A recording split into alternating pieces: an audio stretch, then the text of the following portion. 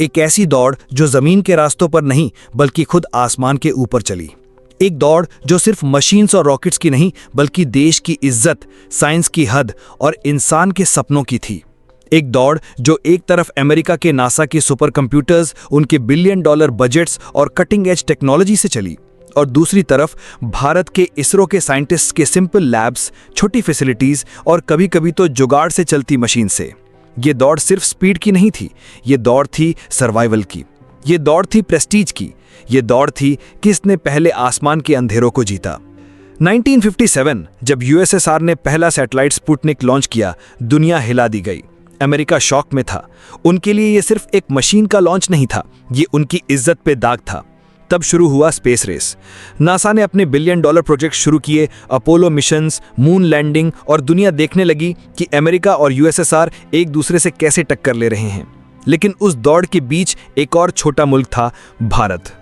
एक देश जो अभी गरीबी से लड़ रहा था, स्कूल्स और सड़कों की कमी थी, लेकिन सपना था आसमान को छूने का। इसरो की कहानी सस्पेंस और स्ट्रगल से भरी है। 1960s में जब भारत ने अपना स्पेस प्रोग्राम शुरू किया, उनके पास न प्रॉपर रॉकेट्स थे, न प्रॉपर लॉन्च पैड्स।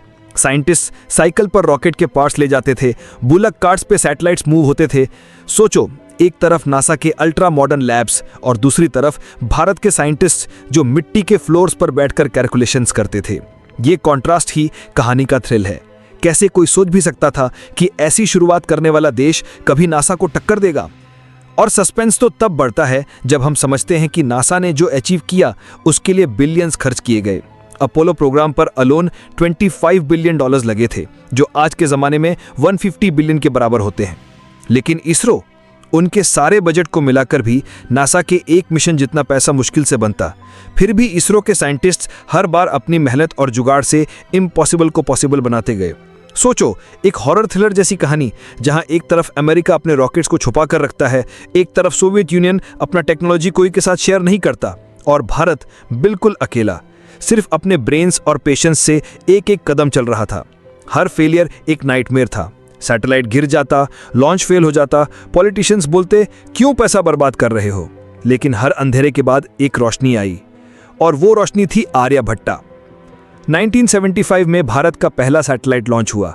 ये एक छोटा स्टेप था, लेकिन एक सिंबल था कि हम भी इस दौड़ में हैं।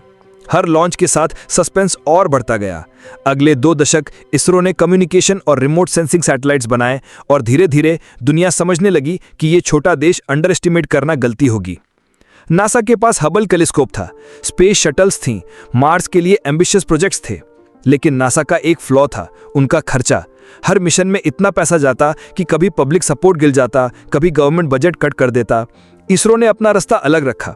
उन्होंने डिसाइड किया कि हम एफिशिएंसी और लो कॉस्ट पे फोकस करेंगे।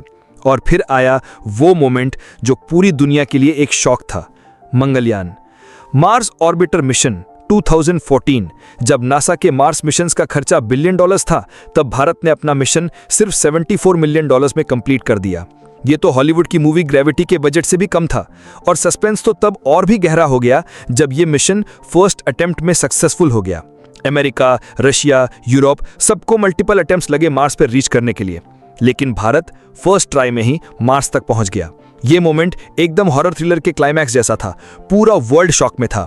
एक छोटा देश जो साइकिल पर रॉकेट ले जाया करता था, अब रेड प्लैनेट तक पहुंच गया।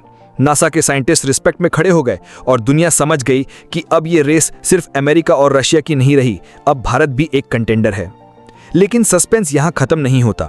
इसरो और नासा काफी अलग तरीके से ऑपरेट करते हैं। नासा के लिए स्पेस एक्सप्लोरेशन एक प्रेस्टीज और साइंस का कॉम्बिनेशन है।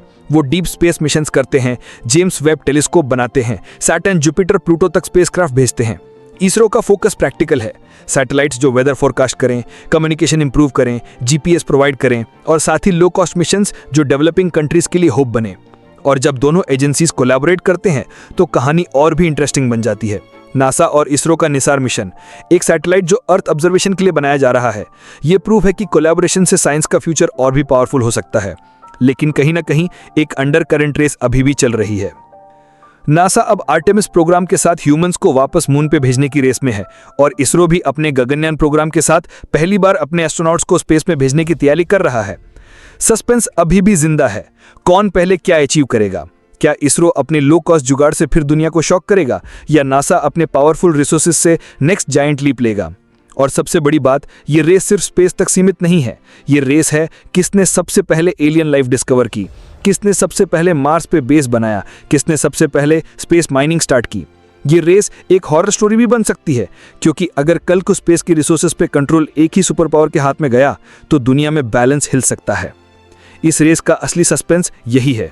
एक तरफ नासा, एक तरफ इसरो, एक तरफ $1 बिलियन मशीन्स, एक तरफ जुगाड़ और ब्रेन्स, और बीच में एक यूनिवर्स जो इतना बड़ा है, इतना अननोन है कि हर मिशन एक गैम्बल लगता है। हर लॉन्च एक हॉरर सीन, या तो सक्सेस का रोर या फिर एक साइलेंट फेलियर। लेकिन जो भी हो, एक बात पक्की है, ये रेस हमें ग्राउंड से उठाकर स्टार्स तक ले गई है, और जब तक इंसान की क्यूरियोसिटी जिंदा है ये कहानी चलती रहेगी। और शायद एक दिन जब हम पीछे मुड़कर देखेंगे तो कहेंगे ये रेस नहीं, इंसान को इमॉर्टल बना दिया। और दोस्तों, ये थी कहानी एक ऐसी दौड़ की जो धरती की सरहदें तोड़कर आसमान तक पहुंच गई। नासा और इसरो की ये रेस सिर्फ रॉकेट्स और सैटेलाइट्स की नहीं, बल्कि इंसान के सपनों, जुगाड़, मेहनत और डिटर्मिनेशन की भी है। हर मिशन के साथ सस्पेंस और थ्रिल बढ़ता है। कभी हार मिलती है, कभी ऐसी जीत जो दुनिया को हिला दे। शायद कल का दिन हमें और भी बड़े सरप्राइजेस दे। हो सकता है पहला बेस मार्स पे बने, या एलियन के एग्जिस्टेंस का राज खुले। तब तक के लिए बस एक बात याद रखो, क्यूरियोसिटी ही इंसान का सबसे बड़ा रॉकेट है। मैं मिलता हूं आपसे एक और माइंड ब्लोइंग और इंटरेस्टिंग वीडियो के साथ। बाय गाइस, मिलते हैं अगले एपिसोड में।